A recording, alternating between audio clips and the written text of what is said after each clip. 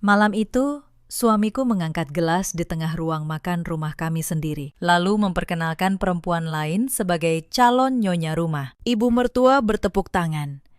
Adik iparnya tertawa. Mereka pikir saya hanya istri miskin yang akan menangis lalu pergi, tapi mereka tidak tahu satu hal. Akta rumah ini, sertifikat tanah ini, bahkan rekening yang membayar pesta mewah ini, semua atas nama saya. Dan malam ini, saya yang akan menentukan siapa yang keluar dari pintu itu. Halo sahabat, selamat datang di channel ini. Tempat di mana setiap kisah membawa pelajaran, dan setiap pelajaran menyentuh hati yang mendengarnya. Sebelum kita mulai, jika cerita ini menyentuh hatimu, jangan lupa like, bagikan, dan subscribe. Tekan tombol lonceng agar tidak ketinggalan kisah berikutnya. Sekarang, cari tempat ternyaman dan dengarkan sampai akhir. Karena akhir dari cerita ini tidak akan kalian duga. Nama saya Anindya. Usia saya 34 tahun. Selama 8 tahun terakhir,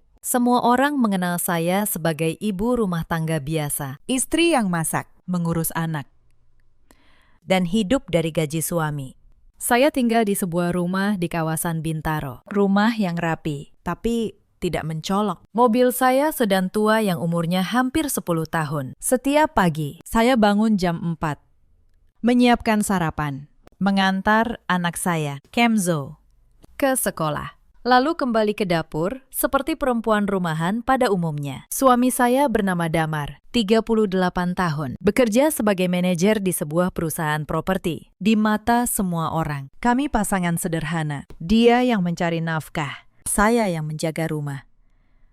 Tapi tidak ada satupun dari mereka yang tahu siapa saya sebenarnya. Saya adalah pemilik tunggal dari sebuah grup usaha properti. 13 gedung, 2 mall kecil, puluhan rumah sewa di Jakarta dan Tangerang. Ayah saya membangunnya dari nol, dari satu petak ruko di pinggir jalan, sampai menjadi perusahaan dengan valuasi ratusan miliar rupiah. Ketika ayah meninggal, semua diwariskan kepada saya, anak tunggalnya. Setiap bulan, dividen yang masuk ke rekening pribadi saya bisa mencapai puluhan juta, belum termasuk hasil sewa yang nilainya ratusan juta setahun. Tapi tidak ada yang tahu, termasuk suami saya sendiri. Mengapa saya menyembunyikannya? Karena saya pernah berjanji pada diri sendiri. Saya ingin dicintai karena diri saya, bukan karena harta saya. 8 tahun lalu, ketika Damar melamar, saya sengaja tampil sebagai perempuan biasa, anak dari keluarga sederhana, bekerja sebagai admin di kantor kecil. Saya ingin tahu, apakah dia mencintai Anindya atau hanya mencari jalan menuju kekayaan? Dan selama 8 tahun, saya pikir saya sudah menemukan jawabannya. Saya pikir Damar mencintai saya apa adanya. Ternyata saya salah. Kalau saya ingat kembali, awal pernikahan kami sebenarnya manis. Damar dulu pria yang sederhana. Dia bekerja keras. Dia memperlakukan saya dengan lembut. Setiap malam, dia pulang membawa cerita tentang harinya. Kami tertawa bersama di meja makan kecil. Saya bahagia. Saya pikir inilah cinta yang saya cari. Cinta yang tidak peduli pada harta. Saya bahkan diam-diam sering membantu karirnya. Ketika perusahaan tempat dia bekerja butuh investor, saya yang diam-diam mengatur agar salah satu perusahaan saya berinvestasi di sana.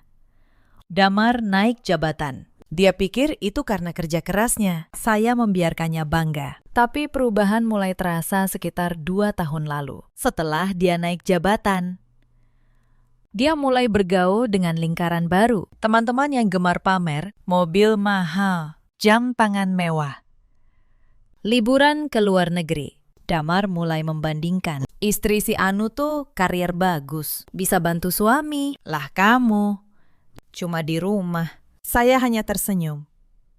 Saya bisa saja membungkam mulutnya dengan menyebut satu angka di rekening saya. Tapi saya memilih diam. Saya masih ingin percaya pada lelaki yang saya nikahi. Lalu datang Kenzo, anak kami. Saya pikir kehadirannya akan mengikat kami lebih erat. Untuk sementara, memang begitu. Tapi, seiring Kenzo tumbuh, Damar justru semakin menjauh. Dia merasa hidupnya terjebak. Dia ingin sesuatu yang lebih. sesuatu yang berkilau. Dan ketika Fania datang dengan segala kemudahan dan ambisinya, Damar merasa menemukan pelarian itu. Saya melihat semua perubahan itu perlahan, seperti melihat es mencair, sedikit demi sedikit. Tapi saya memilih menunggu karena saya ingin tahu seberapa jauh dia akan pergi. Dan ternyata dia pergi sangat jauh. Pagi itu, semuanya masih terasa biasa. Saya menyiapkan kopi untuk Damar. Dia duduk di meja makan sambil menatap ponselnya. Senyumnya tipis, tapi matanya entah kemana. "Mas, sarapan dulu," kata saya pelan. "Nanti saja," jawabnya tanpa menoleh. Akhir-akhir ini, dia memang berubah. Pulang larut. Sering keluar di akhir pekan dengan alasan rapat. Wanginya berbeda. Parfum yang bukan pilihan saya. Saya bukan perempuan bodoh. Saya tahu ada sesuatu. Tapi saya memilih diam dulu. Saya ingin tahu sejauh mana ini akan berjalan. Yang saya tidak tahu pagi itu. Hari itu adalah awal dari semua kebenaran yang akan terbongkar. Hari itu, saya mengantar Kenzo ke sekolah seperti biasa. Lalu, alih-alih pulang, saya mampir ke salah satu gedung milik saya di kawasan Kuningan. Di sana, tidak ada yang memanggil saya Bu Anindya istri Damar. Mereka memanggil saya Bu Direktur. Saya naik ke lantai paling atas. Tim manajemen sudah menunggu. Laporan keuangan bulanan tergeletak di meja. Selama 2 jam, saya menjadi diri saya yang lain. Perempuan yang menandatangani kontrak miliaran. Yang memutuskan gedung mana yang dibangun, mana yang dijual. Lalu, ketika rapat selesai, saya kembali menjadi Anindya yang lain. Ibu rumah tangga dengan sedan tua dan tas belanja. Dunia saya terbagi 2. Dan selama ini, saya nyaman dengan itu. Sampai sore itu, saya sedang menjemput Kenzo ketika ponsel saya bergetar. Sebuah pesan dari nomor tak dikenal. Hanya satu foto. Foto Damar. Sedang duduk di sebuah kafe mewah. Tangannya menggenggam tangan seorang perempuan muda. Di bawah foto itu, ada satu kalimat. "Bu, suami ibu bukan milik ibu lagi." Tangan saya gemetar. Bukan karena terkejut, tapi karena akhirnya kecurigaan saya punya wajah. Malam itu, saya tidak bertanya apa-apa. Damar pulang jam 11. Bau parfum asing menempel di kemejanya. Saya hanya menatapnya, lalu berkata, "Sudah makan, Mas?" Dia mengangguk, lalu masuk kamar tanpa menoleh. Saya duduk di ruang tamu sampai larut, menatap foto di ponsel saya. Dan di dalam hati, sesuatu yang dulu hangat, perlahan membeku. Saya memutuskan satu hal. Saya tidak akan menangis. Saya akan mencari tahu semuanya. Esok paginya, saya mulai memperhatikan. Saya melihat ponsel Damar saat dia mandi. Sebuah nama muncul berulang. Banya, dengan emoji hati di sampingnya. Pesan-pesan itu membuat dada saya sesak. Mereka membicarakan masa depan, membicarakan rumah, membicarakan saya sebagai penghalang. Sabar ya sayang. Tulis Damar. Sebentar lagi, dia akan pergi sendiri. Dia tidak punya apa-apa. Mau kemana lagi? Saya membaca kalimat itu berkali-kali. Dia tidak punya apa-apa. Saya tersenyum getir. Dia bahkan tidak tahu rumah yang dia tinggali, mobil yang dia kira mobil dinas. Semuanya milik saya, hari demi hari. Saya mengumpulkan tangkapan layar, catatan transaksi, bahkan rekaman suara yang tidak sengaja saya dapat. Saya tahu siapa Fania, perempuan 26 tahun, bekerja di kantor yang sama dengan Damar. Hidup dari gaji pas-pasan, tapi bermimpi besar. Dan saya tahu satu hal lagi. Fania tahu betul Damar sudah beristri. Dia tidak peduli. Suatu malam, saya mendengar Damar menelpon di balkon. Suaranya pelan, tapi cukup untuk saya dengar. "Iya, Bu," katanya. "Anindya itu cuma beban. Tenang saja.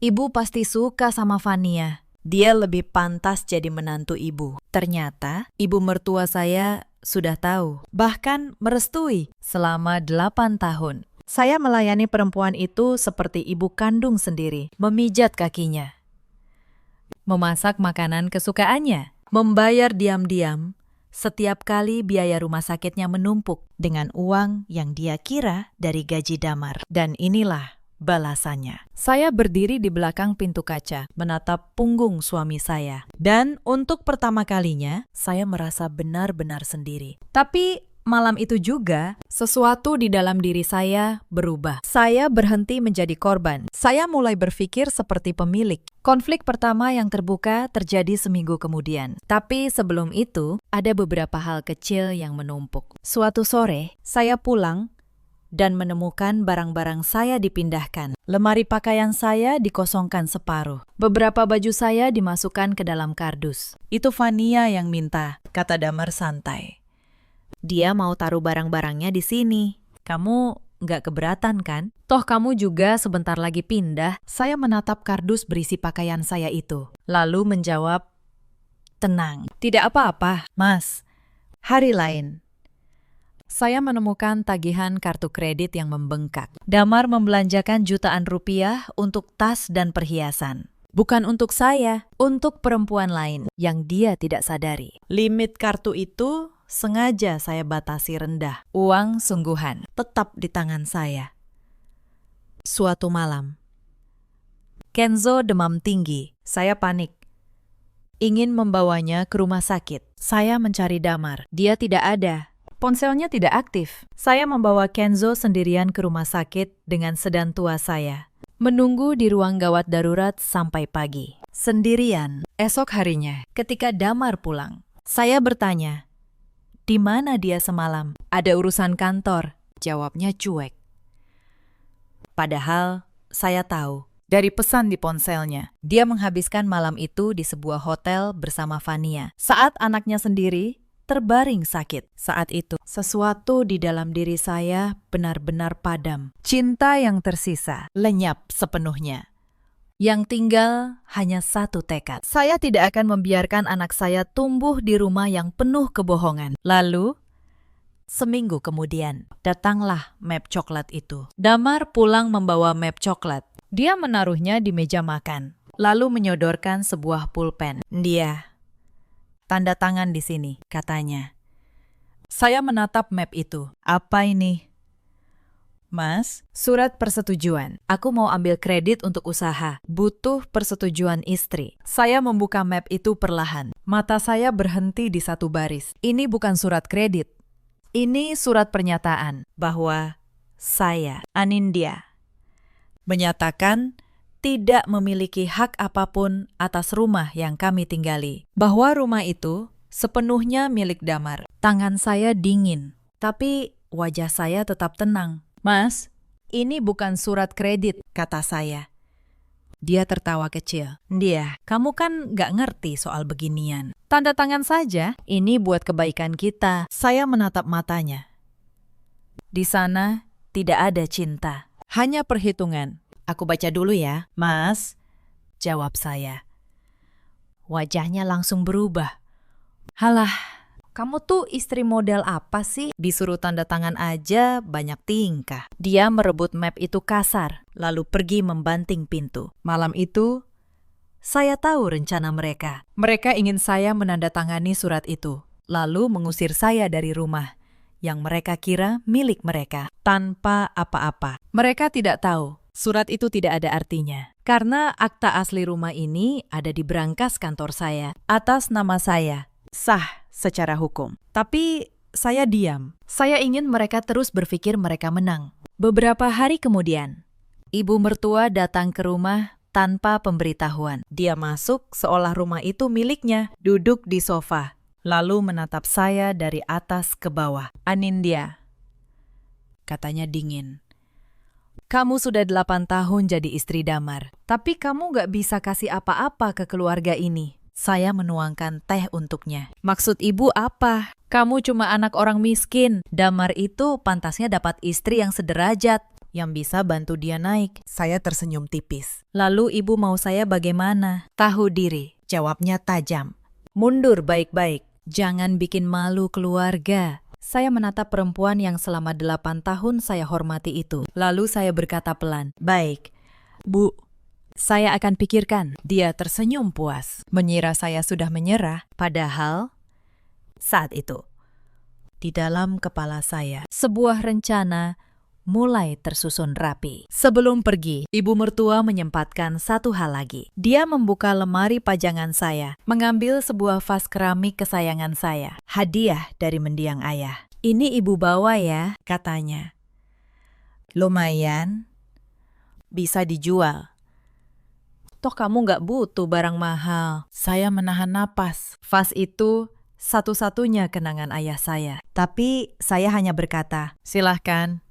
"Bu, saya tidak akan bertengkar untuk benda karena saya tahu sebentar lagi seluruh rumah ini akan kembali ke tangan yang benar." Hari-hari berikutnya, mereka semakin tidak punya batas. Sasa, adik ipar saya, mulai sering datang. Dia memerintah saya seperti pembantu, menyuruh saya mencuci mobilnya, membersihkan kamarnya saat dia menginap. "Mbak, kopinya kurang manis," katanya suatu pagi, lalu menumpahkan kopi itu ke lantai. "Bikin lagi, yang benar kali ini." Saya membersihkan tumpahan itu dalam diam, membuat kopi baru sambil mengingat setiap detailnya. Suatu malam, saya mendengar mereka berunding di ruang keluarga. Damar, ibu mertua, dan Sasa.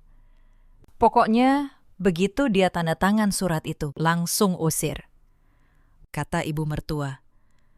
"Jangan kasih waktu mikir." "Iya, Bu," jawab Damar. "Tapi dia agak susah disuruh tanda tangan." "Paksa," sahut Sasa. "Atau ancam soal Kenzo. Bilang kalau dia nggak mau. Dia nggak boleh ketemu anaknya lagi." Mendengar nama anak saya dijadikan ancaman, darah saya mendidih. Tapi saya tetap diam di balik dinding, mendengarkan, merekam.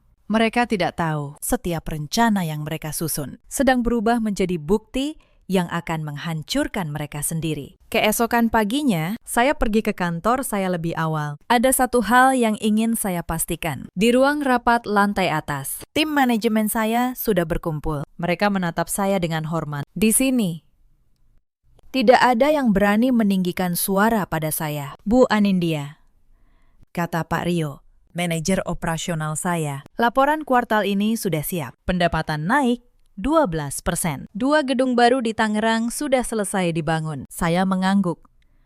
"Bagus, lanjutkan." Saya menandatangani beberapa kontrak. Nilainya miliaran. Tangan yang sama yang semalam membersihkan kopi tumpahan adik ipar saya, kini menentukan nasib proyek bernilai ratusan miliar. Di tengah rapat, ponsel saya bergetar. Pesan dari Damar. "Dia, jangan lupa beli bahan buat acara minggu depan. Pakai uang belanja ya, jangan boros." Saya menatap pesan itu, lalu tersenyum kecil. Pria itu mengkhawatirkan uang belanja, sementara saya baru saja menandatangani kontrak senilai 30 miliar. Saya membalas singkat. "Iya, Mas." Salah satu staf saya yang kebetulan melihat layar ponsel saya bertanya hati-hati, "Bu, maaf. Semua baik-baik saja di rumah." Saya tersenyum. Sebentar lagi akan jauh lebih baik. Sore itu, sebelum pulang, saya mampir ke satu gedung perkantoran milik saya di Sudirman. Gedung yang kebetulan menjadi tempat kantor Damar dan Fania berada. Saya berdiri di lobi, menatap ke atas. Mereka bekerja di lantai 12, di gedung yang setiap meter perseginya adalah milik saya. Mereka menertawakan istri miskin yang katanya tidak punya apa-apa. Padahal, istri itu adalah pemilik gedung tempat mereka mencari nafkah. Saya tersenyum, lalu pergi. Waktunya hampir tiba. Sejak hari itu, mereka semakin berani. Fania mulai datang ke rumah. Awalnya dengan alasan mengantar dokumen kantor. Lalu, semakin sering, semakin lama. Suatu sore, saya pulang menjemput Kenzo dan menemukan Fania duduk di meja makan saya, memakai piring saya, tertawa bersama Damar seolah saya tidak ada. Sudah pulang," kata Damar santai. "Dia, kenalin, ini Fania, teman kantor." Fania menatap saya dengan senyum yang menusuk. "Halo, Kak. Aku sering dengar cerita soal kakak." Saya membalas senyumnya. "Oh ya, cerita apa?" "Ya, cerita biasa," jawabnya. lalu melirik Damar. Mereka tertawa kecil. Saya menahan diri. Saya menggendong Kenzo, lalu membawanya ke kamar. Di belakang saya, suara tawa mereka masih terdengar. Malam itu, Kenzo bertanya, "Bunda, kenapa tante itu duduk di tempat Bunda?" Saya memeluknya erat. "Tidak apa-apa, Nak. Tempat Bunda tidak akan pernah bisa diambil siapapun." Dan saya bersumpah dalam hati, anak saya tidak akan tumbuh melihat ibunya diinjak-injak. Beberapa hari kemudian, ada kejadian yang membuat tekad saya benar-benar bulat. Kenzo pulang sekolah sambil menangis. Saya bertanya, "Ada apa?" "Nenek bilang aku nggak boleh main di ruang tamu," isaknya. "Katanya nanti Tante Vania yang tinggal di sana. Nenek juga bilang, aku bukan cucu kesayangan." Mendengar itu, hati saya hancur. Bukan untuk diri saya, tapi untuk anak saya. Saya berlutut, menatap mata Kenzo. "Nak, dengar Bunda, kamu adalah anak yang sangat berharga. Jangan pernah biarkan siapapun bilang kamu tidak berharga, termasuk nenek." Kenzo mengangguk, masih terisak. Malam itu, saya menatap langit-langit kamar sempit kami, dan saya berjanji, apapun yang terjadi, saya akan memberi anak saya kehidupan yang layak, tanpa orang-orang yang merendahkannya. Hari-hari berikutnya menjadi semakin berat. Damar mulai terang-terangan. Dia tidak lagi menyembunyikan ponselnya. Tidak lagi peduli saya melihat atau tidak. Suatu malam, dia berkata di meja makan, "Aku rasa kita perlu bicara serius." Saya meletakkan sendok. "Bicara apa?" "Mas, aku sudah nggak bahagia. Kamu nggak berkembang. Kamu cuma di rumah, masak, ngurus anak. Aku butuh perempuan yang bisa mengimbangi aku." Saya menatapnya. "Jadi maksud Mas, kita cerai?" Dia diam sejenak, lalu berkata, "Aku mau kamu pergi dari rumah ini. Baik-baik. Demi Kenzo juga, biar dia nggak lihat kita ribut." Saya hampir tertawa. "Demi Kenzo," seolah dia peduli. "Lalu rumah ini?" tanya saya. "Rumah ini punyaku," jawabnya cepat. "Kamu nggak ada hak di sini. Kamu datang nggak bawa apa-apa. Jadi pergi juga nggak usah minta apa-apa." Saya mengangguk pelan. "Baik, kalau itu mau Mas." Mata Damar berbinar. Dia pikir saya menyerah. Dia pikir dia menang. Dia tidak tahu setiap kata yang dia ucapkan malam itu sedang saya rekam diam-diam dari ponsel di saku celemek saya. Minggu itu, tekanan dari mereka semakin menjadi. Suatu pagi, ibu mertua datang lagi. Kali ini membawa 3 koper besar. Dia menaruhnya di ruang tamu, seolah rumah itu hotel miliknya. "Mulai sekarang, ibu tinggal di sini," katanya. "Mau mengawasi rumah ini. Takut kamu macam-macam sebelum pergi." Saya menatap koper-koper itu. "Baik, Bu, kamar tamu sudah saya siapkan." Dia mendengus. "Bukan kamar tamu. Ibu mau kamar utama. Kamar kamu pindah ke kamar belakang saja, dekat dapur. Itu lebih pantas buat kamu." Saya menelan rasa sakit itu, lalu mengangguk pelan. "Baik." Mereka pikir saya tunduk, padahal setiap penghinaan itu sedang saya catat. Satu persatu. Hari berikutnya, Damar membawa Vania menginap. Terang-terangan. Mereka tidur di kamar yang dulu kamar saya, sementara saya tidur di kamar sempit dekat dapur bersama Kenzo. Malam itu, saya mendengar suara tawa mereka dari kamar utama, lalu suara Vania sengaja dikeraskan. "Mas, nanti kalau dia sudah pergi, kita renovasi kamar ini ya. Aku nggak suka modelnya." Saya memeluk Kenzo erat. Anak saya bertanya, "Bunda, kenapa kita tidur di sini sekarang?" "Cuma sementara, Nak," bisik saya.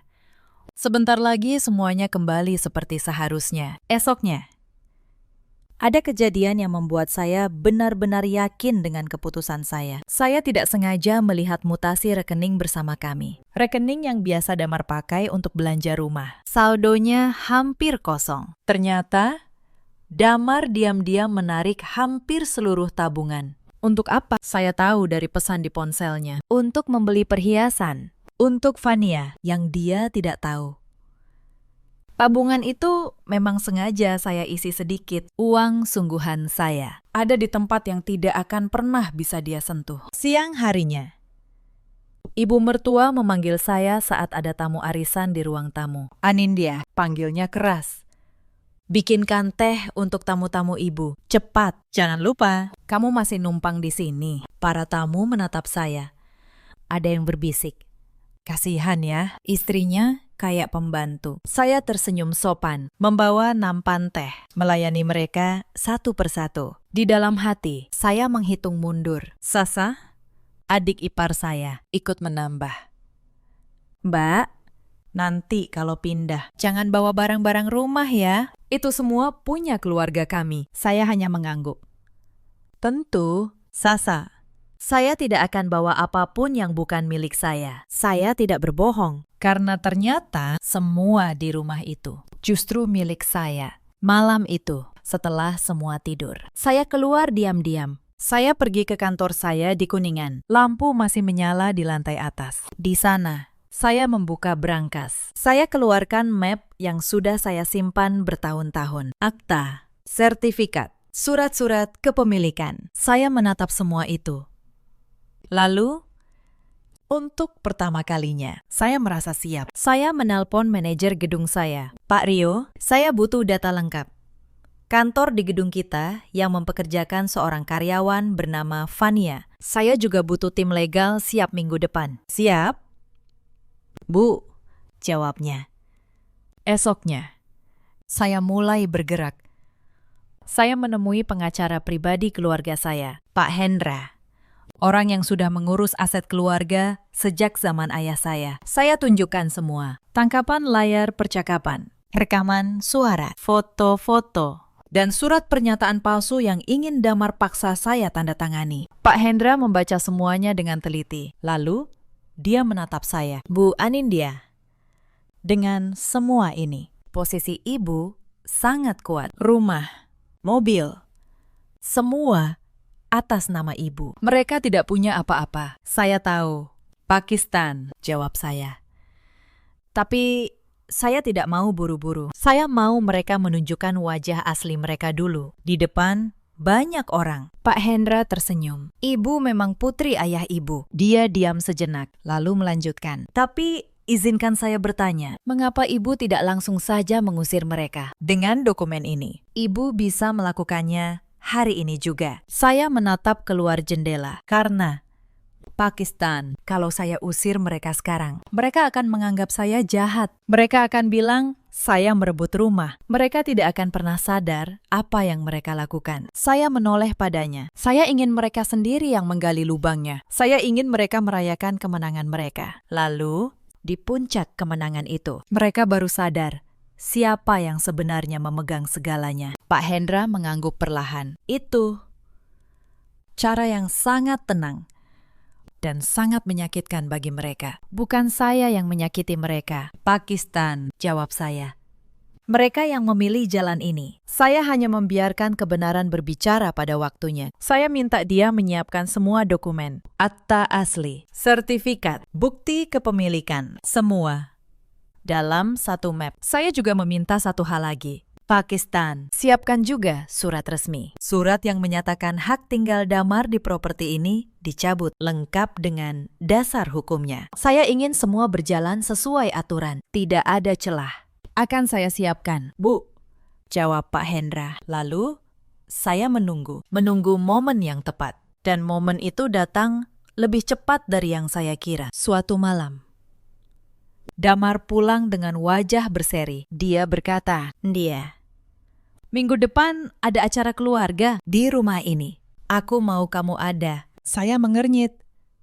Acara apa? Acara keluarga besar. Ibu, adik-adikku. Semua datang. Aku mau perkenalkan seseorang. Saya tahu siapa yang dia maksud. Vania. Mereka berencana memperkenalkan perempuan itu sebagai calon istri baru di rumah saya, di depan keluarga. Dengan saya hadir sebagai penonton yang dipermalukan. Saya menatap Damar, lalu tersenyum. Tentu, Mas, aku akan ada. Aku bahkan akan bantu siapkan semuanya. Dia tampak senang. Nah, gitu dong. Istri yang ngerti. Malam itu, saya menelpon Pak Hendra, Pakistan. Siapkan semuanya. Minggu depan. Lalu saya menelpon manajer gedung saya. Saya minta satu hal yang akan mengubah segalanya. Selama seminggu itu, saya bermain peran dengan sempurna. Fania semakin sering datang. Dia mulai memperlakukan rumah itu seperti miliknya. Suatu sore, dia mengundang beberapa temannya. Mereka duduk di ruang tamu, tertawa keras. Sementara saya melayani mereka. Ini istri tua Mas Damar ya? Tanya salah satu teman Fania. Setengah berbisik, tapi sengaja terdengar. Iya, jawab Fania santai. Kasihan kan? Tapi ya gimana? Namanya juga nggak bisa ngimbangi suami. Sebentar lagi juga keluar dari sini. Mereka tertawa. Saya berdiri di sudut ruangan, menahan setiap kata itu. Salah satu dari mereka bahkan menyodorkan gelas kotor ke arah saya. Mbak, tolong cuci ya. Makasih. Saya menerima gelas itu. Tersenyum sopan, lalu masuk ke dapur. Di balik dinding, saya menutup mata sejenak, mengingatkan diri saya. Sebentar lagi, semuanya berakhir. Malam itu, setelah semua pergi, Kenzo memeluk saya. Bunda, aku nggak suka tante-tante itu. Mereka jahat sama Bunda. Saya membelai rambutnya. Tidak apa-apa. Nak, orang yang jahat selalu mendapat balasannya. Kita cuma perlu sabar sedikit lagi. Saya memesan catering mewah dengan uang yang Damar kira dari tabungan kami. Padahal dari rekening saya sendiri, saya menata rumah, memasang dekorasi, bahkan menyewa pemusik. Damar memuji saya. Kamu memang istri yang baik. Dia, sayang aja kamu nggak bisa kasih lebih. Saya tersenyum. Tidak apa-apa, Mas. Aku ingin acara ini jadi yang paling berkesan. Dia tidak tahu betapa berkesannya acara itu nanti. Diam-diam, saya juga menyiapkan hal lain. Saya menghubungi Pak Hendra setiap malam, memastikan setiap dokumen sudah lengkap. Setiap langkah hukum sudah siap. Saya juga menyiapkan satu kamar khusus di sebuah apartemen mewah milik saya untuk Kenzo, agar setelah malam itu, anak saya punya tempat yang aman dan nyaman, jauh dari semua keributan.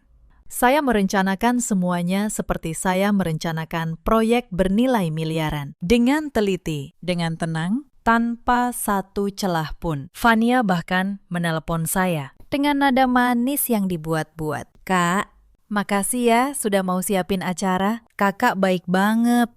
Sama-sama, Vanya. Jawab saya. Aku ingin kamu merasa seperti di rumah sendiri. Dia tidak tahu. Kalimat itu punya makna ganda. Malam sebelum acara, saya menatap diri saya di cermin. Selama 8 tahun, saya menyembunyikan siapa saya. Besok, untuk pertama kalinya, saya akan menunjukkannya. Dan tidak akan ada yang bisa menghentikan saya. Hari itu tiba.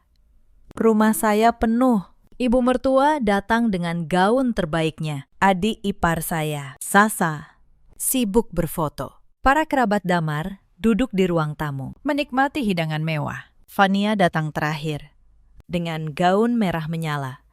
Berjalan, seolah dia sudah jadi nyonya rumah. Saya menyambut semua dengan senyum, mengenakan gaun sederhana. Melayani mereka satu persatu. Ibu mertua menatap saya dengan sinis. Anindya, nanti kalau acaranya mulai, kamu di dapur saja ya, biar nggak canggung. Baik. Bu, jawab saya pelan. Mereka semua tertawa. Mereka pikir mereka sudah menang. Lalu Damar berdiri, mengetuk gelas dengan sendok. Ruangan hening. Terima kasih semua sudah datang, katanya. Malam ini, aku ingin memperkenalkan seseorang yang sangat berarti dalam hidupku. Dia meraih tangan Fania. Menariknya, berdiri. Ini Fania, perempuan yang akan menjadi pendamping hidupku yang baru. Calon nyonya rumah ini. Ruangan riuh tepuk tangan. Ibu mertua tersenyum bangga. Sasa bersorak. Damar menatap saya dari kejauhan dengan senyum kemenangan. Seolah berkata, lihat. Kamu kalah. Saya berdiri di dekat pintu dapur. Diameter menunggu. Lalu Damar mengangkat gelasnya lebih tinggi. Dan malam ini juga, katanya. Aku ingin umumkan, Anindya dan aku sudah sepakat berpisah. Dia akan meninggalkan rumah ini. Baik-baik, semua mata menatap saya. Ada yang kasihan, ada yang mengejek. Fania tersenyum penuh kemenangan. Kak Anindya, makasih ya sudah ngerti. Aku janji akan jaga rumah ini baik-baik. Saat itulah saya melangkah maju. Saya berjalan ke tengah ruangan. Tenang. Setiap langkah saya membuat ruangan semakin hening. Beberapa tamu menatap saya bingung. Fania mengernyit. Damar mendelik, seolah memperingatkan saya untuk tidak membuat keributan. Sebelum saya pergi, kata saya, boleh saya bicara sebentar? Damar mengernyit. Mau bicara apa? Sudah. Jangan bikin drama. Tenang. Mas, jawab saya. Cuma sebentar. Anggap saja ini hadiah perpisahan dariku. Saya menatap seluruh ruangan. Lalu saya bertanya, dengan suara jelas. Sebelum kalian merayakan, ada yang tahu. Siapa pemilik rumah ini? Ruangan hening. Damar tertawa. Ya akulah, siapa lagi? Saya tersenyum. Yakin? Mas, saya membuka tas saya, mengeluarkan sebuah map coklat. Lalu saya letakkan di meja, di depan semua orang. Ini, kata saya, akta asli rumah ini. Silakan dibaca. Atas nama siapa? Damar meraihnya cepat. Matanya bergerak membaca. Lalu wajahnya berubah pucat. Di akta itu tertulis satu nama, Anindya Pratiwi, pemilik tunggal. Ini pasti palsu, katanya gemetar. Silakan cek ke notaris, jawab saya. Atau ke kantor pertanahan, semua sah. Saya mengeluarkan dokumen kedua. Ini sertifikat tanahnya, atas nama saya juga. Lalu, dokumen ketiga. Ini surat kepemilikan mobil yang selama ini Mas kira mobil dinas. Atas nama saya. Tangan Damar gemetar. Wajah ibu mertua memucat. Fania mundur selangkah. Saya menatap mereka satu persatu. Selama 8 tahun. Kalian mengira aku tidak punya apa-apa. Padahal, semua yang kalian nikmati malam ini dibayar dengan uang saya. Ruangan mulai bergetar oleh bisik-bisik. Salah satu kerabat Damar, seorang om yang tadi paling keras menertawakan saya, kini berdiri dengan wajah pucat. Damar, katanya gugup. Apa? Ini benar? Rumah ini bukan punyamu. Damar tidak bisa menjawab. Mulutnya terbuka, tapi tidak ada kata yang keluar. Saya berbalik menghadap para tamu yang masih terpaku. Perkenalkan, saya Anindya Pratiwi, pemilik tunggal grup properti yang membangun setengah gedung di kawasan ini, termasuk rumah ini. Ruangan benar-benar senyap. Lalu mulai terdengar bisik-bisik. Para kerabat saling pandang. Beberapa yang tadi mengejek, kini menunduk. Seorang ibu yang tadi ikut arisan ibu mertua, kini menatap saya dengan mata berbeda, tatapan yang penuh penyesalan. Dia yang kemarin menyebut saya seperti pembantu, kini tidak berani menatap saya lama-lama. Damar terduduk di kursi. Nia, kamu. Kenapa kamu gak pernah cerita? Saya menatapnya dingin. Karena aku ingin tahu kamu mencintai aku atau hartaku. Dan malam ini, kamu sudah menjawabnya. Aku masih cinta kamu. Dia, katanya panik. Fania, cuma kesalahan. Aku khilaf. Kita bisa mulai lagi. Demi Kenzo. Saya tersenyum getir. Lucu sekali. Kemarin aku tidak punya apa-apa. Jadi, aku layak dibuang. Sekarang, aku punya segalanya. Jadi tiba-tiba kamu cinta lagi. Cinta macam apa itu? Mas, Damar terdiam. Tidak ada jawaban. Fania mencoba bicara. Kak, aku nggak tahu apa-apa. Saya menoleh padanya. Oh, kamu tahu. Kamu tahu Damar sudah beristri. Kamu tahu ada anak di rumah ini. Tapi kamu tetap maju. Aku cuma cinta sama dia, kata Fania. Suaranya bergetar. Cinta. Saya menatapnya tajam. Kamu bahkan sudah mengatur mau merenovasi kamar tidur saya. Kamu sudah memindahkan baju-baju saya ke dalam kardus. Itu bukan cinta, Fania. Itu keserakahan. Wajah Fania memerah. Dia tidak menyangka saya tahu semua itu. Saya mengeluarkan ponsel saya. memutar sebuah rekaman. Suara Damar terdengar jelas di seluruh ruangan. Anindya itu cuma beban. Tenang saja. Bu, ibu pasti suka sama Vania. Dia lebih pantas jadi menantu ibu. Wajah ibu mertua memerah, lalu memucat. Para tamu menatapnya. Dia yang tadi bangga, kini ingin menghilang. Saya memutar rekaman kedua. Kali ini suara ibu mertua sendiri. Pokoknya begitu dia tanda tangan surat itu, langsung usir.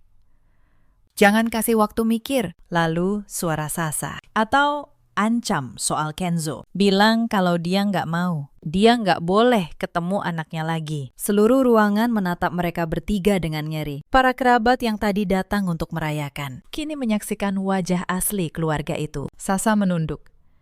Tidak berani mengangkat kepala. Ibu mertua gemetar di kursinya. Saya memutar rekaman terakhir. Suara Damar lagi. Aku mau kamu pergi dari rumah ini. Kamu datang nggak bawa apa-apa. Jadi pergi juga nggak usah minta apa-apa. Saya menatap suami saya. Kamu benar, Mas. Seseorang akan pergi dari rumah ini malam ini.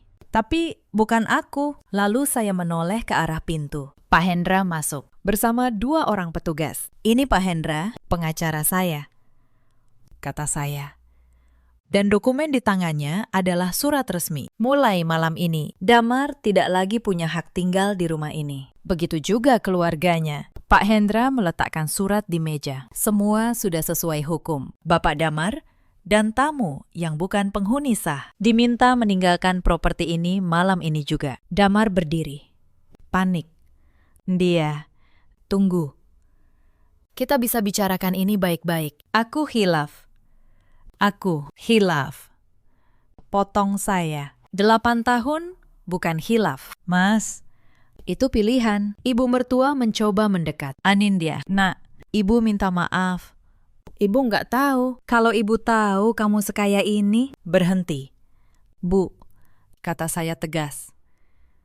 Itu masalahnya. Ibu baru menghargai saya setelah tahu saya kaya. Selama 8 tahun saya melayani ibu dengan tulus. Dan ibu memilih membuang saya. Ibu mertua terdiam. Tidak ada lagi kata yang bisa dia ucapkan. Perempuan yang dulu begitu angkuh, yang mengukur saya dari pakaian dan mobil, kini duduk membungkuk di kursinya. Tangannya gemetar.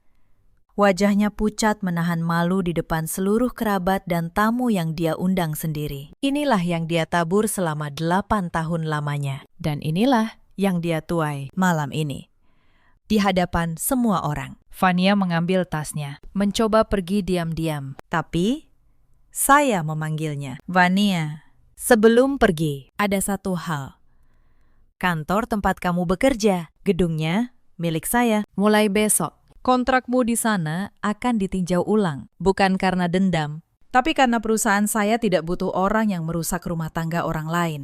Wajah Vania pucat pasi. Dia berlari keluar tanpa menoleh. Para tamu mulai pergi satu persatu. Ada yang berbisik permintaan maaf pada saya. Ada yang hanya menunduk malu. Dalam waktu 1 jam, rumah yang tadi penuh tawa kemenangan, kini sunyi. Damar berdiri di tengah ruangan kosong, sendirian. Menatap saya dengan mata yang tak lagi punya kuasa. Dia, katanya lirih.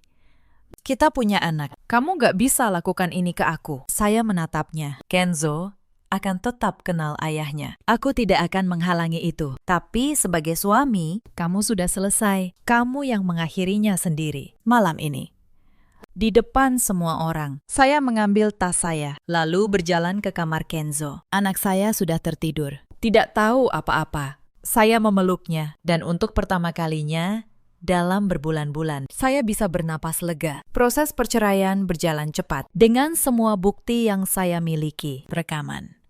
Percakapan. Surat palsu yang ingin dia paksakan. Posisi Damar tidak punya celah. Di persidangan, Damar mencoba melawan. Dia menyewa pengacara. Dia bilang dia berhak atas separuh harta sebagai suami. Tapi Semua aset itu adalah warisan dari ayah saya atas nama saya sebelum pernikahan. Secara hukum, dia tidak punya hak apapun. Pengacaranya bahkan menyarankan dia berdamai. Pak Damar, posisi Bapak sangat lemah. Lebih baik Bapak menerima keputusan dengan baik. Hakim memutuskan hak asuh Kenzo jatuh kepada saya. Damar mendapat hak kunjungan, tidak lebih. Rumah, mobil, semua aset tetap atas nama saya, karena memang selalu begitu. Saat sidang berakhir, Damar mendekati saya di lorong pengadilan. Dia, katanya lirih.